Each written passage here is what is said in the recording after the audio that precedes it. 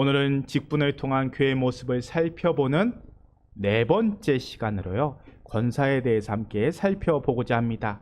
오늘 말씀은 사도행전이 담고 있는 초대교회 모습에서 시작하려고 합니다. 우리 사도행전 9장 36절 말씀을 함께 읽겠습니다. 요바에 다비다라 하는 여제자가 있으니 그 이름을 번역하면 도르가라. 선행과 구제하는 일이 심히 많더니. 이 사도행전 9장 36절부터 말씀에 요바에 다비다라는 여제자를 소개합니다. 요바는요, 예루살렘에서부터 북서쪽으로 한 56km 정도 떨어진 곳에 위치한 항구 도시입니다. 성경은 다비다를 요바의 다비다라 하는 여제자라고 소개합니다. 그리고 그녀의 헬라식 이름은 도르가입니다. 다비다와 도르가 모두 사슴, 그러니까 정확하게 이야기하자면 영양 아시죠? 이 가재를 뜻합니다. 성경을 연구하는 목사님들은 사슴을 뜻하는 이 다비다라는 이름이 시편에 등장하는 사슴이 시냇물을 찾기에 갈급함같이 이 찬양에서 따온 가명이 아닐까라고 설명합니다. 그런 의미에서 유대교에서요, 이미 구약 성경을 잘 알고 있는 유대교에 몸담고 있었고, 그리고 예수님을 경험해서 개종한 그리스도인일 것이다 라고 추측합니다. 보통 성경에서 여성들을 표현할 때면요, 성경을 보시면은 누구의 아내 또는 누구의 어머니, 누구의 딸 이렇게 표현을 사용합니다.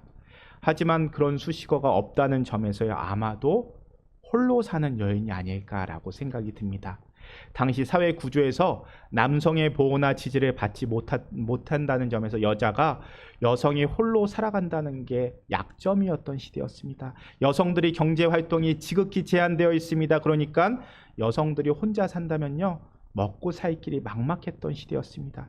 그래서 남편에게 의지하고 아들에게 의지할 수밖에 없게 만들던 사회 구조였습니다. 하지만 말씀은 그녀를 뭐라고 소개합니까? 선행과 구제하는 일을 많이 하는 여성이라고 표현합니다. 단순히 많이 한 것이 아니라 심히 많더라라고 표현합니다.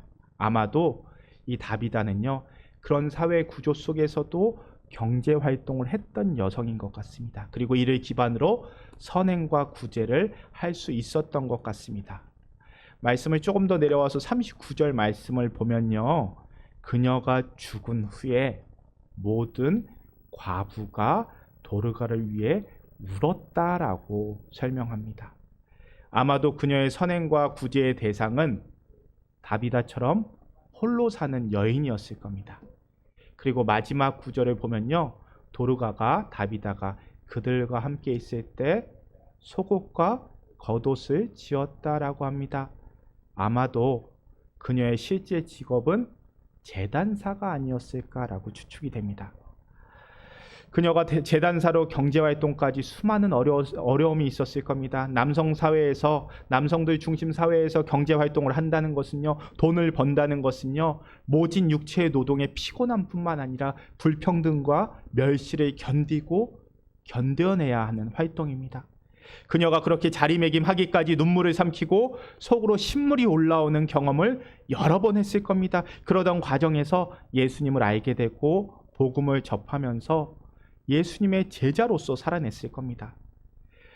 그런 그녀의 모습 때문에 사도행전은 그녀를 여제자라고 소개합니다. 이 신약 성경의 전체를 봐도요, 여제자라는 단어는 이곳 딱 한 번 등장합니다. 사도행전은 예수님의 제자들과 사도들의 행적을 적은 책입니다. 많은 남성 제자들의 모습이나 행적들이 기록되어 있습니다. 그런데 다비다 역시 제자로 언급될 정도로 신앙을 갖고 선행과 구제에 힘쓴 것이 분명합니다. 그녀는 요바라는 지역에서 주변 사람들을 돌볼 수 있는 경제력을 가지고 예수님께서 보여주신 사랑을 실천한 사람이었습니다. 다비다는 신앙인으로 살아온 것 같습니다. 그래서 많은 사람들이 다비다의 신앙과 사랑에 의지해서 살아왔고, 그녀는 교회 공동체에서 존경과 사랑을 받았음이 분명합니다. 그녀의 죽음에 눈물 흘려주는 모든 과부들이라는 표현에서 다비다는 자신과 같은 처지에 있는 사람들과 함께 살아갔다는 것을 읽어낼 수 있습니다. 당시 남성들은 여성들에게 접근하기가 어려웠습니다. 예수님이 사마리아 여인에게 물을 달라고 했던 장면 기억하십니까? 사마리아 여인이 의아하게 여깁니다. 나는 사마리아인인데, 게다가 여성인데 나에게 말을 건넨다는 것 자체가 사회 통념에서 용납되지 않는 모습이었기 때문입니다. 마찬가지입니다. 당시의 남성 제자들은 다른 여인들에게 복음을 전하기가 어려웠습니다. 그래서 다비다는 다른 남성 제자들이 접근할 수 없는 여성들에게 복음을 전하고 그녀들에게 자신이 만난 예수님을 전했을 것입니다. 다비다라고 삶이 녹록했을까요? 고대 시대의 남성의 보호 아래 있지 않고 제단사로 생계를 이어간다는 것 만만치 않았습니다. 오히려 더 많이 치이고 더 많이 상처받는 삶을 살았을 것입니다. 그렇게 데이고 친 상처를 예수님으로 회복하며 다비다는 다른 여성들에게 이야기했을 겁니다. 나도 살아가고 있잖아. 그러니 너도 살아. 이런 나를 예수님이 만나주셨잖아. 내가 그 힘으로 살아가고 있잖니. 그러니 너희도 예수님 붙잡고 살아. 그렇게 다비다는 다른 여성들을 위로하고 서로 위로받고, 아니 서로 기도를 주고받으며 살아왔을 것입니다. 그렇게 힘들고 치열하고 때로는 밀리기도 하고 억울한 일을 당해도 너를 위한 삶이 있고 너의 기도를 들어주시는 하나님이 계시고 함께 기도해주는 우리 공동체가 있다라고 이야기했을 것입니다. 그리고 그렇게 함께 계셔주시는 분이 예수님이시고 우리는 예수님 안에서 형제 자매입니다. 그것이 이웃이고 그것이 교회입니다. 이런 나도 있으니, 우리가 여기 있으니, 그리고 무엇보다 우리와 동행하시는 하나님이 있으시니 힘내어 살아. 너도 살아. 다비다가 전한 복음은 그런 모습이었을 겁니다. 아쉽게도 성경에는 여제자라는 단어는 있지만 권사라는 단어는 없습니다. 그런 의미에서 권사라는 직책은 교회 역사 가운데 필요에 따라서 세워진 직분이다라고 할 수 있습니다. 성경에는 여성 사역자들이 분명히 있습니다. 하지만 어느 문화권이든 현대 이전에는요, 성에 대해서 민감했습니다. 여성에게 경제 활동이 제한되어 있기 때문에 대부분의 여성들은 경제권 없는 약자였습니다.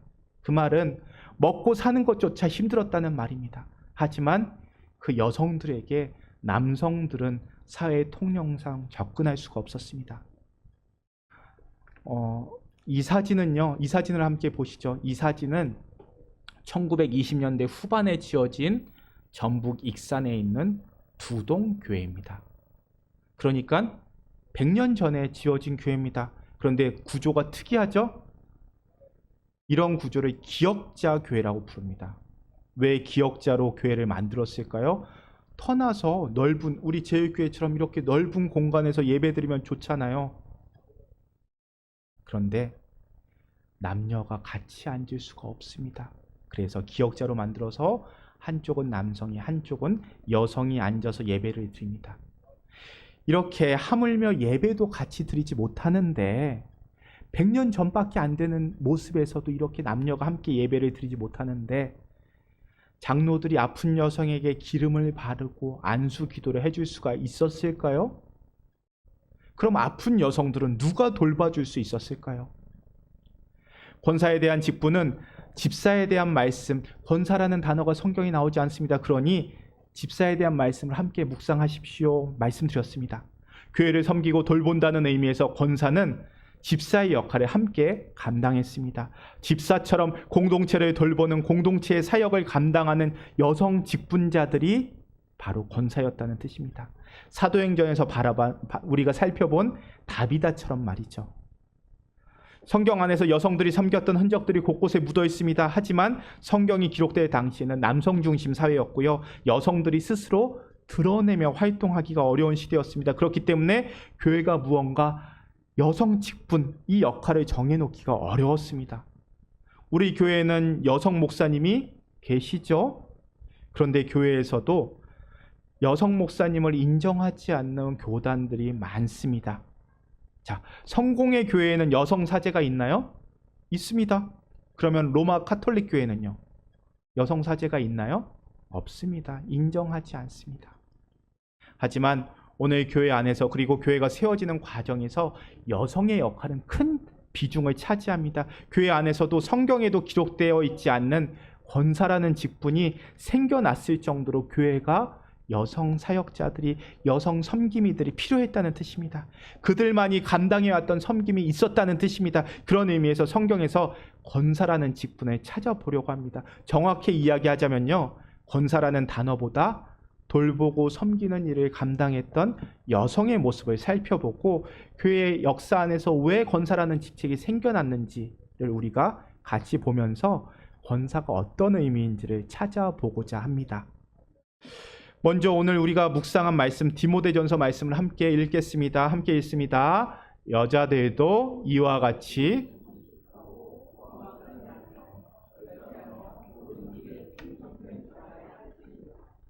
자, 말씀은요, 여자들도라는 단어로 시작됩니다.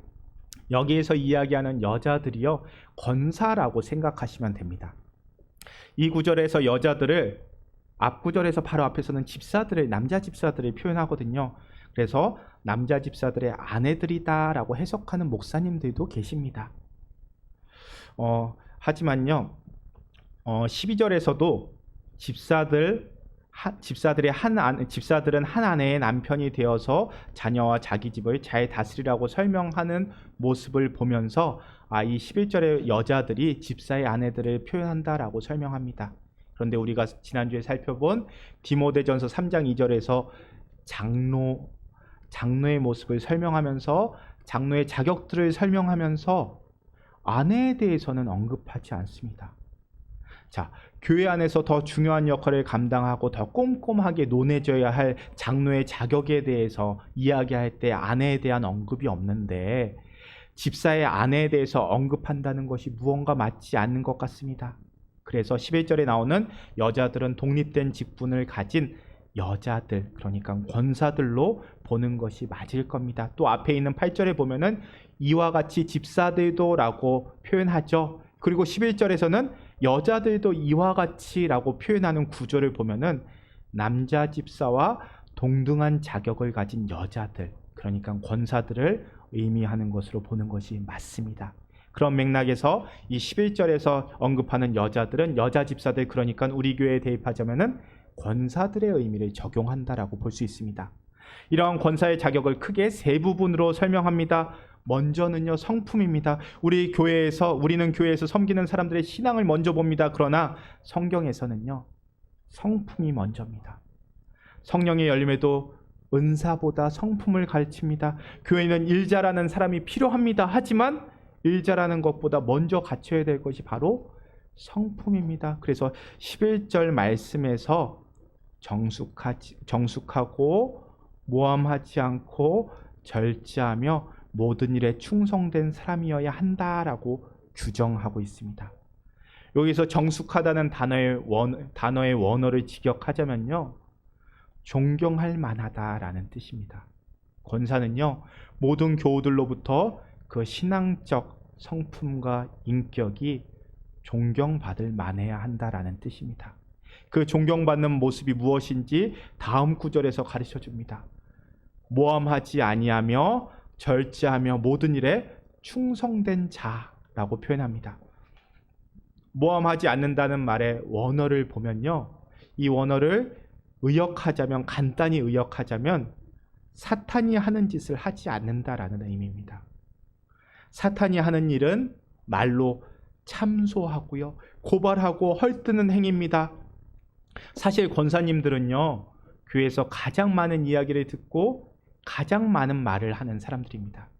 권사님들이 가장 교회에 오래 머뭅니다. 그리고 오래 머물면서 이야기를 많이 나누게 됩니다. 하지만 어떤 이야기를 들었다고 해서 그것을 곧장 다른 사람들에게 전달하면 안 됩니다. 특히 누군가의 기도 제목을 들었을 때 많은 사람들에게 나누어서 함께 기도해야 될 것과 나눌 수 없는 기도 제목을 구분할 수 있어야 합니다. 목사님, 기도 제목 나누는 게 왜 나쁜 일입니까? 나쁜 일이 될 수 있습니다. 아니요, 아픈 일이 될 수 있습니다. 기도 제목 나눈다는 것은요, 나의 약한 부분을 나눈다는 것입니다. 나의 약한 부분이 이부에서 이부로 돌아다니는 것을 경험하게 되면요, 아픔이 됩니다. 그래서 기도 제목을 나누는 것이 소문을 만들기도 합니다. 오해가 되기도 합니다. 그래서 다른 사람의 마음을 공감하고 함께 아파하며 기도하는 것과 아픈 마음을 퍼뜨리는 것은 다른 문제로 분별할 수 있어야 합니다. 여기서 실제가 아닌, 사실이 아닌 자신의 상상력과 감정을 더해지면요, 그게 바로 사탄이 하는 짓이 됩니다. 그래서 권사님들은요, 그리고 권사들을 본받는 교회 안의 모든 성도들은요, 분별할 수 있어야 합니다. 말을 더하거나 빼는 것이 없어야 합니다. 그것이 모함하지 않는 모습입니다. 그리고요, 존경할 만한 모습은 절제하는 모습이기도 합니다. 절제에는 여러 가지 의미가 있습니다. 우리 8절 말씀을 보면요, 절제의 모습을 보여줍니다. 첫째는요, 말을 절제하고요, 둘째는 술을 절제하라고 이해할 수 있습니다. 교회 안에서 섬기는 여성은 이런 모습을 갖춰야 한다라고 설명합니다. 그리고 그런 권사의 모습을 본받아서 우리도 절제해야 하고요, 모함하지 않아야 합니다. 그것이 권사의 자격이고 우리가 본받아야 할 성도들의 모습입니다. 그렇다면 권사들은 어떤 일을 해야 할까요? 권사들의 일은 분명합니다. 우리 총회 헌법에 명시되어 있습니다. 하지만 법이 명시하는 권사의 직무보다는 오늘 이 시간에는 한국교회 역사 안에서 권사라는 직책이 생겨나는 과정에서 우리가 답을 찾아보고자 합니다. 1891년에요. 그러니까 약 130년 전에 샌프란시스코 항에서 떠난 배가 부산항으로 들어옵니다. 미국 북장로교는요, 조선에 3명의 선교사를 파송합니다. 서울에는 언더우드 선교사가 오고요, 평양에는 마펫 선교사가 옵니다. 그리고 부산에는요, 베어드 선교사가 들어옵니다. 부산항에 정박한 배에는 이제 막 결혼한 선교사 베어드 선교사 부부가 타고 있었습니다. 초기 한국 선교사들은요, 한국에서 생활하기에 또 가깝게 다가가기 위해서 한국식 이름을 갖고 있었습니다. 언더우드 선교사의 한국식 이름은요, 원두우고요. 마펫 선교사의 이름은 마펫 사무엘이었거든요. 그래서 마포 삼열이라고 지었습니다. 그리고 베어드 선교사의 한국식 이름은요, 배위량이라고 지었습니다. 그리고 아내 이름은 애니 베어드였습니다. 그래서 안에리라는 이름으로 한국에서 활동하게 됩니다. 이 부부는요, 결혼식을 한 날 조선으로 출발합니다. 그렇게 신혼여행을 겸한 선교지 부산에 처음 도착한 선교사 부부는요, 큰 충격을 받습니다. 특히 아내 베어드 여사가, 안에리 선교사가 큰 충격을 받습니다. 당시 부산이 너무도 초라했기 때문입니다.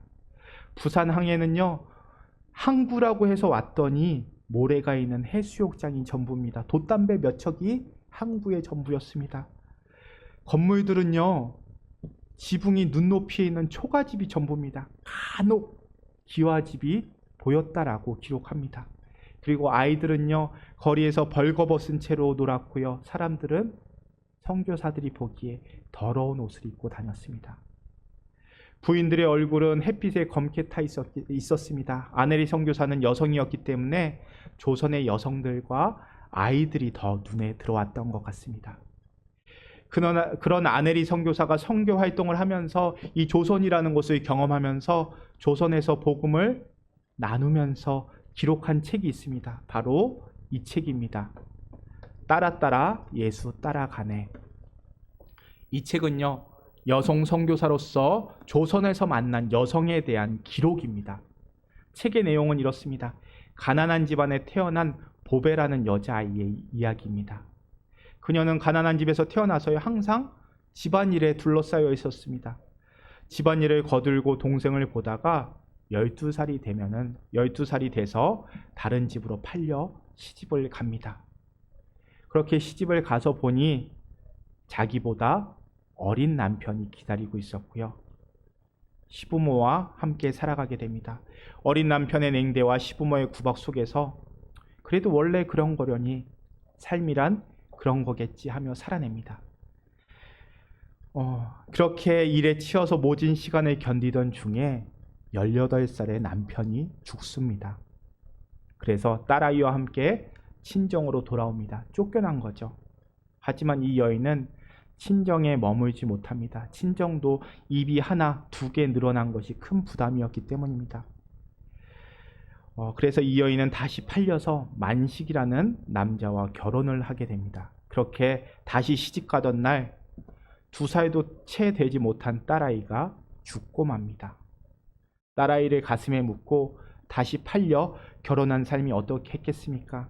만식이라는 남자의 집에서 또 일에 치이고 남편에게 시달리던 중에 이 여인은 남편을 죽이고 자기도 죽을 생각을 합니다. 더 이상 사는 것이 무슨 의미가 있겠냐고 죽을 생각을 합니다. 하지만 그런 이 여인이 예수님을 만나게 됩니다. 복음을 전해 듣고 그 복음 가운데 위로를 받습니다.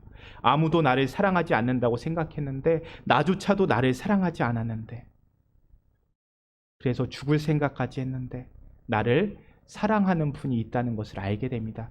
그렇게 하나님의 사랑을 깨닫고 변화되기 시작합니다. 그리고 그 복음을 내가 전해 들은 그 사랑을 자신과 같은 처지에 있는 사람들에게 전합니다. 그렇게 그 사랑을 가정과 마을에 전하며 마을 전체를 복음으로 변화시키게 된다는 게 이 책의 내용입니다. 앞에서 설명드렸듯이 이 책은요, 소설이 아닙니다. 아네리 선교사가 보고 겪은 기록입니다. 이렇게 당시 조선의 모습은 아픔이었습니다. 그 가운데 힘이 없는 여성들은 더 모진 시간을 겪었습니다. 그래서였을까요? 복음은 여성들에게 먼저 받아들여집니다. 여성들이 더 깊이 말씀을 붙잡습니다. 그래서 초기 선교사들은요, 여성들을 주된 전도 대상으로 삼았습니다. 여성들을 주된 복음 전도 대상으로 삼았기 때문에 여성들에게 접촉할 수 있는 여성 일꾼들이 많이 필요했습니다. 말씀드린 대로 남성들은 여성들에게 접근할 수 없습니다. 그래서 선교사들은 세례받은 여성들을 훈련시켜서 전도부인, 이 전도부인이라는 직책으로 임명하게 됩니다. 전도부인은 지금으로 보면은 여성 사역자에 더 가깝습니다. 전도사님에 더 가깝습니다. 다만 그들이 복음을 받아들이는 과정은 아네리 선교사가 목격했던 이 보배라는 여성처럼 자신의 아픔을 하나님 앞에 치유받고 자신처럼 아파하는 다른 여성들에게 내가 받은 사랑을 전하는 모습이었을 겁니다. 그들이 전한 복음은 나도 예수님으로 인해서 살아갑니다. 그러니 당신도 좌절하지 말고 절망하지 말고 포기하지 말고 예수님을 붙잡고 살아가세요 라는 메시지였을 겁니다. 한국교회 역사를 보면요, 권사라는 직분은 장로교에서 처음 생긴 게 아니라 감리교에서 시작된 직분입니다. 그래서 감리교의 권사라는 직분은 우리가 보는 안수 집사님하고 비슷합니다. 그렇기 때문에 감리교나 구세군을 비롯한 일부 교단에서 남자 권사님을 만나는 건 흔한 일입니다. 우리 장로교에서는 이런 권사라는 명칭을 가져와서 교회 안의 여성 지도자들에게 이 권사라는 직분을 줍니다. 우리 교단에서 권사라는 단어가 교회 역사 가운데 처음 발견된 것이 100년 전 1910년 동로의 회의록입니다. 그 말은 1910년에 권사라는 직분이 이미 있었다는 뜻입니다. 그런데 여기서 권사로 지칭되는 모습은 말씀드렸듯이 지금의 권사 모습보다는 전도 부인으로 보는 것이 맞습니다. 전도 부인들은 한국교회 초기에 유교 문화가 지배했던 시대에 한국교회를 세워가는데 지대한 공헌을 합니다. 말씀을 전하는 선교사님들은 대부분 남성이었고 또한 선교사님들이 새롭게 세운 조선의 목회자들 역시도 남성들이었습니다. 그런데 어느 시대를 막론하고 기독교인들, 특별히 어려운 상황에서 복음을 받아들이는 사람들은 대부분 여성들입니다. 지금도 교회 안에는요, 남성보다 여성들이 더 많습니다. 그런 시기에 전도부인들의 역할이 대단합니다. 복음 사역의 많은 부분들을 전도부인들이 감당합니다. 전도부인을 선교사들은요, 바이블 우먼이라고 불렀습니다. 전도부인들은 말 그대로 바이블, 그러니까 성경 말씀을 전하는 여성 지도자였습니다. 그들은 성경책을 팔기도 했습니다. 하지만 그들의 주된 사역은요, 말씀을 전하는 일이었습니다. 저희 어머니 시대만 하더라도 교회를 가고 싶어도 집안에서 못 가게 막았던 일들이 많습니다. 하물며 100년 전인데요. 그런 여성들의 가정을 방문하고 찾아가서 말씀을 전했던 부인들이 바로 이 바이블 우먼 전도 부인들입니다. 그래서 이렇게 가정을 방문해서 성경을 나눠주고 말씀을 가르치고 전한 분들이 바로 이 전도 부인입니다. 나아가서 교회 살림도 돌보고 섬기는 역할을 감당했던 분들이 바로 전도 부인이고, 이분들이 지금 우리에게는 권사라는 직분자입니다.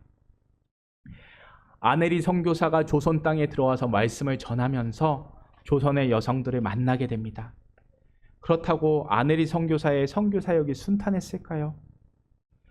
교회를 세우려고 합니다. 그런데 조선 땅에서는 아무도 서양인들에게, 아무도 선교사들에게 땅을 팔지 않습니다. 정말 어렵게 간신히 땅을 구했지만 교회 건물을 세우는 일이 만만치 않습니다. 건축업자들이 힘들게 섭외합니다. 그런데 그 업자가 공사대금을 다 들고 도망갑니다. 일본과 인천에서 건축 재료를 구입해서 배로 들여오는데 인부들이 좋은 재료와 나쁜 재료들을 바꿔치기 합니다. 또 아까 말씀드렸죠. 건축업자가 공사대금을 다 갖고 도망갔다고. 그러니 인부들은 공사대금을 달라고 선교사들의 집에 들어와서 눕고 시위를 합니다. 그때 아네리 선교사는요, 첫 아이를 임신 중이었습니다. 아이를 임신했을 때 남편인 베이량 선교사는요, 선교여행을 떠나서 몇 달씩 집에 들어오질 않습니다. 그래서 임신한 몸으로 혼자 집을 지켜야 했습니다. 첫 아이를 출산하고 몸조리를 마치자 아네리 선교사도요, 본격적으로 선교 활동을 시작합니다. 그녀는 그녀가 할 수 있는 선교를 합니다. 여성들에게 예수님을 전하는 일을 합니다. 그런데 그렇게 하나님 사역, 말씀 전하는 일에 집중했다면요, 하나님께서 적어도 아이는 축복해 주셔야 하지 않습니까? 하지만 딸아이 로즈가 2돌도 지나지 않아서 뇌척수 막염으로 죽게 됩니다. 그렇게 사랑하는 첫 딸을 집에서 내려다 보이는 선교사들의 묘지에 묻습니다. 당시에 선교사들의 묘지가 있었다는 이야기는 조선 땅에서 말씀 전하다가 하나님 나라로 간 선교사들이 그만큼 많았다는 이야기입니다. 아네리 선교사는 고백합니다. 나는 강한 줄 알았습니다. 신앙이 굳어서, 신앙이 강해서 견뎌낼 수 있을 줄 알았습니다. 그런데 남편 베이량 선교사는 한 번 전도를 나가면은 1년 반 이상을 집에 들어오지 않고요. 그럴 때면 나는 외로움과 슬픔을 참을 수가 없었습니다. 나는 좌절하고 있었습니다. 죽은 딸 아이의 묘지에 갔다가 바닷가에서 눈물을 흘리며 정처 없이 다녔습니다. 아네리 선교사가 그 마음으로 쓴 책이 앞에서 설명드린 이 따라 예수 따라가네라는 선교 기록입니다. 여러분, 예수 믿으면 복받고 잘 살게 됩니다. 그 얘기를 하고 싶어서 쓴 책이 아닙니다. 나는 강한 줄 알았습니다. 근데 아니었습니다. 신혼의 남편 없이 타지에서 살아가는 것이 너무도 외롭습니다. 사랑하는 딸을 타지에 묻고 그 무덤을 볼 때 저는 슬픔을 견뎌낼 수가 없습니다. 하나님 붙잡고 살아갈 수 있을 줄 알았습니다. 그런데 저는 좌절하고 있었습니다. 그런데 그렇게 눈물을 흘리며 정처 없이 다니는 저를 붙잡아 주신 분이 있습니다. 예수님입니다. 그래서 저는 오늘도 살아갑니다. 그러니 당신도 좌절하지 말고 실망하지 말고 살아가십시오. 이 이야기를 전하고 싶어서 이 책을 쓴 게 아니었을까요? 아네리 선교사는 마음이 아파서 정처 없이 바닷가를 다니며 찬송가를 불렀다고 합니다. 자신이 미국에 있을 때 즐겨 듣던 찬송가에 조선말로 가사를 붙여서 부르게 됩니다. 그렇게 아네리 선교사가 작사한 찬송가가요, 멀리 멀리 갔더니입니다. 이 찬송가에는 아네리 선교사가 전하고 싶은 예수님의 모습이 담겨 있습니다. 멀리 멀리 갔더니 처량하고 슬프고 외로워 정처 없이 다니게 됩니다. 하지만 예수님, 지금 내게 오시옵소서. 예수님, 떠나지 말고 길이 함께 해주십시오. 저뿐만 아니라 조선 땅에서 힘겹게 살아가고 있는 여인들, 그리고 그녀들의 자녀들과 함께 해주십시오. 그런 예수님이 함께 하신다는 것을 붙잡고 오늘도 살아가라고 아넬리 선교사는 말하고 싶었던 것입니다. 사도행전에서 다비다가 구제하며 다른 여인들에게 전해줬던 것, 어쩌면 빵이 아니라 삶의 온기였을지 모릅니다. 당신처럼 나도 살아가고 있습니다. 나도 내 삶 속에서 예수님 붙잡고 살아내고 있습니다. 견뎌내고 있습니다. 내 삶 안에 예수님의 따스함이 있고 예수님으로 인해서 내가 존재하는 의미가 있습니다. 라고 말했을 겁니다. 그리고 지금 제일교회 안에서도 그러합니다. 잊혀진 존재들, 묻혀질 이야기를 서로 마주하며 이야기하고 들어주고 기도할 때 그 안에 진정한 복음이 싹트고 기적이 이루어진다라고 간증합니다. 우리는 그것을 다른 말로 하나님 나라라고 고백합니다. 우리가 그리스도인이 된다는 것은요, 하나님의 부름에 응답해서 나온다는 것입니다. 구원은 다비다처럼, 전도부인처럼, 아넬리 선교사처럼, 권사라는 직분을 처음 받았던 사람처럼 하나님 앞에 서는 결단으로 그리고 실현으로 삶에서 나타나는 겁니다. 기도할게요. 그 말은 하나님의 역사와 하나님의 인도하심을 아는 사람만이 할 수 있는 말입니다. 남의 이야기처럼 하는 것이 아니라 남의 아픔을 내 아픔처럼 진정으로 감싸고 고백할 때 우리는 중보기도할 수 있습니다. 다비다라는 여성이 신약 성경에서 유일하게 여제자라는 칭호를 받은 것은 내 아픔을 다른 사람의 아픔으로 마주했기 때문입니다. 하나님과 내가 이어져 있고 그런 내가 내 옆 사람의 손을 잡을 때 그 사람은 살아갈 힘을 얻을 수 있습니다. 우리가 살펴본 디모데전서에서 권사님의 모습은 정숙한 모습이어야 된다고 이야기합니다. 존경받을 만한 모습이어야 된다고 이야기합니다. 그런데 우리 삶에서 존경받은 모습은요, 그렇게 멋진 모습이 아니어도 괜찮다라고 이야기합니다. 다비다처럼 같은 여성으로 온기를 나눠주는 모습, 아넬리 선교사처럼 내 마음이 너무 아파서 부르는 찬송을 같이 불러주는 모습, 전도부인처럼 나에게 살아갈 힘을 전해주신 예수님의 이야기를 들려주는 것만으로 내 옆 사람이 큰 위로를 받습니다. 우리는 세상의 것으로 위로하지 않습니다. 위의 것으로 위로합니다. 살아갈 힘을 얻게 만듭니다. 우리는 그러한 모습을요, 정숙한 모습이라고 합니다. 존경받을 만한 모습이라고 합니다. 이러한 권사의 자격이 말씀을 붙잡고 삶의 자리로 나아가는 우리 모두에게 드러나기를 기도합니다. 아넬리 선교사 찬양처럼 멀리 갔지만 처량하고 고단하고 슬프고도 외로워서 정처 없이 다녀도 나를 위로하고 나를 보호하고 나와 함께 하시는 분이 있습니다. 그분이 예수님입니다. 고백하며 전하는 모습이 우리에게도 드러나기를 기도합니다. 우리 모습이 드러날 때 성령님이 우리의 모습을 사용하십니다. 내 모습이 멋지게 보이도록 존경받도록 애쓰지 않으셔도 괜찮습니다. 그저 내가 예수님으로부터 받은 위로, 그 모습을 그대로 전할 때 성령님이 사용하십니다. 역사하십니다. 그러한 위로를 나누는 우리 제일교회가 될 수 있기를 바랍니다. 우리 함께 기도하겠습니다. 하나님 감사합니다. 어둠 속에 살던 우리들을 사랑하셔서 주님의 일꾼을 통해서 또한 가족들을 통해서 우리에게 복음을 전하시는 예수 그리스도를 알게 하시니 감사합니다.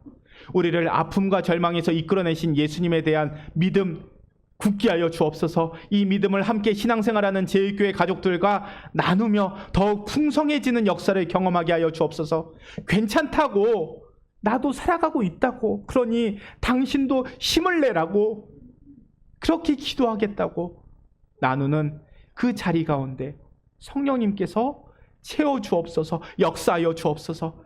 그리하여 사랑 전하는 우리 제일교회가 되게 하여 주옵소서. 그렇게 힘을 얻고 삶의 자리에서 주님이 주신 사명을 섬김으로 감당하는 삶을 살아가게 하여 주옵소서. 우리를 이끄시고 인도하시는 예수님의 이름으로 기도합니다. 아멘.